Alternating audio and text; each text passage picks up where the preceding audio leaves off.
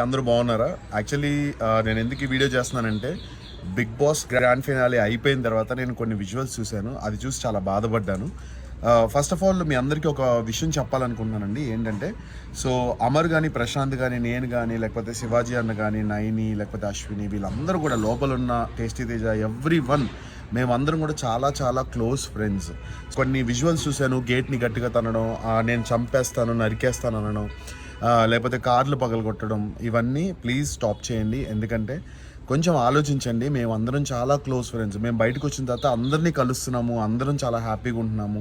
ఒకరికొకళ్ళు events అయ్యి చెప్తున్నారు, ఒకరికొకరు మేము డబ్బులు సంపాదించుకుంటున్నాము, మేమంతా బాగానే ఉన్నాం.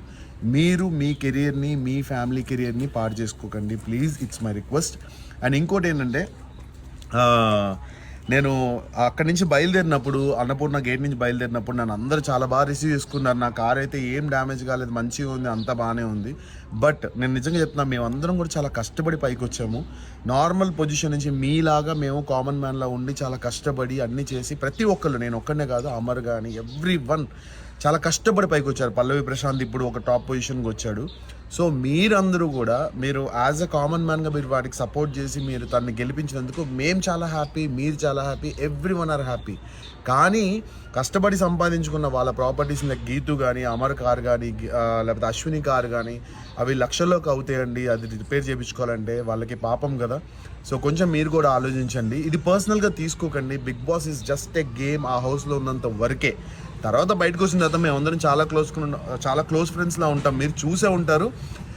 తేజ కానీ, నేను కానీ, వాడు నన్ను నామినేట్ చేసినా కూడా నేను ఎంత క్లోజ్గా మూవ్ అవుతున్నా, వాడు నాకు బెస్ట్ ఫ్రెండ్ అయిపోయాడు. సో బయటకు వచ్చిన తర్వాత మాకు ఎటువంటి కోపాలు తాపాలు అయితే ఉండవు.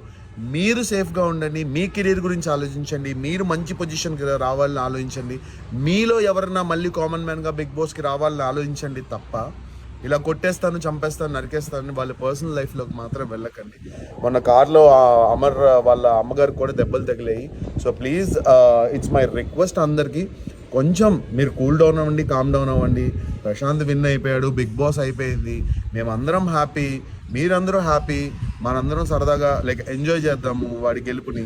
మేమందరం చాలా క్లోజ్ ఫ్రెండ్స్. మీరు కూడా అందరూ కొంచెం సైలెంట్ అయ్యి కూల్గా ఉండండి, ఎవరిని హర్ట్ చేయకండి.